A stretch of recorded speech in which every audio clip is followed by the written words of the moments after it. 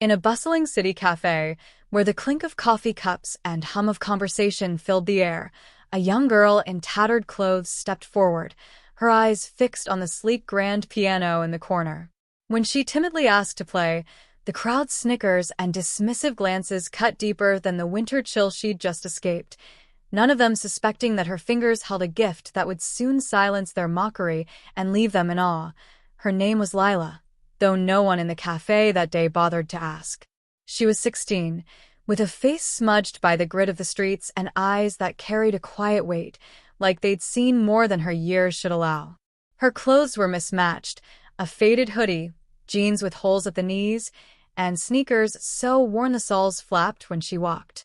She carried a small backpack, its straps frayed, holding everything she owned: a change of clothes, a half-empty water bottle, and a crumpled notebook filled with music notes she'd scratched out with a stubby pencil. The cafe, called the Ivory Note, was a trendy spot in downtown Seattle, where professionals sipped overpriced lattes and students hunched over laptops. The piano, a polished Steinway, sat near the back, mostly decorative. Occasionally, a local musician would play a few chords for ambience, but it was rarely touched by anyone without a reputation. That afternoon, the place was packed, the lunch rush in full swing. Conversations buzzed, and the scent of espresso hung heavy. Lila had been watching the piano for weeks. She'd pass by the cafe on her way to the shelter, always pausing to peer through the window. The instrument called to her, a pulse she couldn't explain to anyone who hadn't felt music like a heartbeat.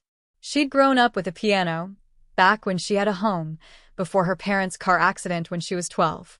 Her mother had been a music teacher, her father a cellist. They'd filled their small apartment with melodies, teaching Lila to play before she could even read. By 8, she was composing her own pieces, her small hands dancing across the keys with a precision that left her parents speechless. But after the accident, the apartment was gone, the piano was gone, and Lila was left to bounce between foster homes until she ran away at 14, choosing the streets over a system that felt like a cage. That day, something in her snapped. She couldn't just walk by again. The piano was right there, its keys gleaming under the cafe's soft lights. She pushed open the door, her heart pounding. The barista, a young man with a man bun and a bored expression, barely glanced at her. A few customers looked up, their eyes lingering on her disheveled appearance before returning to their phones. Lila took a deep breath and approached the counter. "Excuse me," she said, her voice soft but clear. Can I play the piano?" The barista blinked, then smirked. "The piano? You?" His tone wasn't cruel, just skeptical, like she'd asked to borrow his car. A woman nearby, tapping away at her laptop, snorted softly. A man in a suit chuckled, shaking his head as he sipped his coffee. The room didn't stop, but Lila felt the weight of their attention, their judgment, like a spotlight she hadn't asked for. "I know how to play," Lila said, her voice steadier now. She clutched the strap of her backpack, her knuckles white. "I just want to try it. Please." The barista shrugged, glancing at the manager, a middle-aged woman with sharp eyes who was wiping down a table nearby. The manager looked Lila up and down, her lips pursing. "It's not a toy," she said. "That's a professional instrument. We don't let just anyone play it." "I'm not just anyone," Lila said, and there was something in her tone, quiet but unyielding, that made the manager pause. The woman hesitated, then sighed. "Fine. 5 minutes. Don't make a scene." Lila nodded, her heart racing as she walked toward the piano. The crowd's murmurs followed her. "What's she doing?" a woman whispered to her friend. "Probably just going to bang on it," the friend replied, laughing. A man in a corner booth rolled his eyes, muttering, "Great, now we get a street kids recital." Lila heard every word, but she didn't flinch. She sat on the bench, her fingers hovering over the keys. For a moment, she closed her eyes, letting the noise of the cafe fade. She pictured her mother's hands guiding hers, her father's voice humming along. Then she began to play.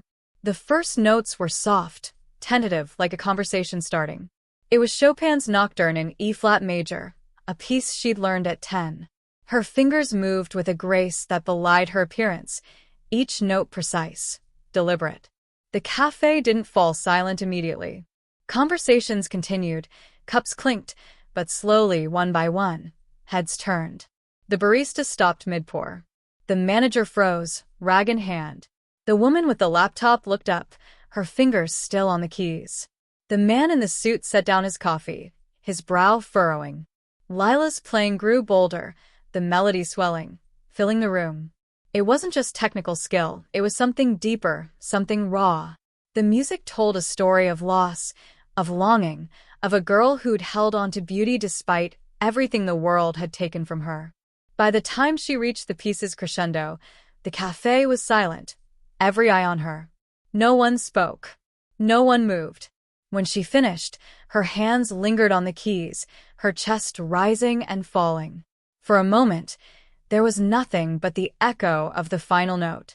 Then the applause started, slow at first, then building, a wave of sound that made Lila's cheeks flush. She looked up, startled, to see the manager staring at her, wide-eyed. The barista was grinning, shaking his head in disbelief.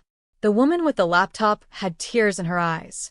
The man in the suit stood, clapping harder than anyone. "Where did you learn to play like that?" the manager asked, her voice softer now, almost reverent. Lila shrugged, her voice barely above a whisper. "My parents taught me." The manager didn't. Press. Instead, she pulled out her phone. "Do you mind if I record you? If you play again?" Lila hesitated, then nodded. She didn't know it then, but that moment would change everything. She played another piece, this time one of her own composition, a haunting melody she'd written in her notebook while sitting in a park, the note her only escape from a cold. The manager posted the video online, and by the next morning, it had thousands of views. By the end of a week, it had millions. The video caught the attention of a local music teacher, Ms. Carter, who ran a community art program.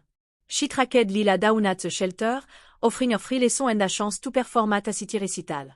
Lila was hesitant at first, she'd learned to distrust offer of help, but Ms. Carter was persist, showing up every day with a kind smile and a promise that Lila's talent deserved a stage. At the recital, Lila played to a packed auditorium. The audience included people from a cafe, some of whom had mocked her that day. They sat in stunned silence as her music filled the space, her fingers waving stories of resilience and hope. When she finished, the standing ovation lasted nearly 5 minutes. Offers came flooding in, scholarship, invitation to conservatory, even a local composer who wanted to mentor her. Lila, overwhelmed but determined, accepted a scholarship to a music school, where she could study and have a place to live. Years later, Lila would look back on that day in the cafe as the moment her life turned. She'd go on to perform in concert hall, her name on programme annonced de gratis. But she never forgot the streets, the cold, the weight of judgment. She started a foundation for homeless youth, teaching them music, giving them a voice. And every time she sat at a piano, she played for the girl she'd been, the one who dared to ask, even when the world looked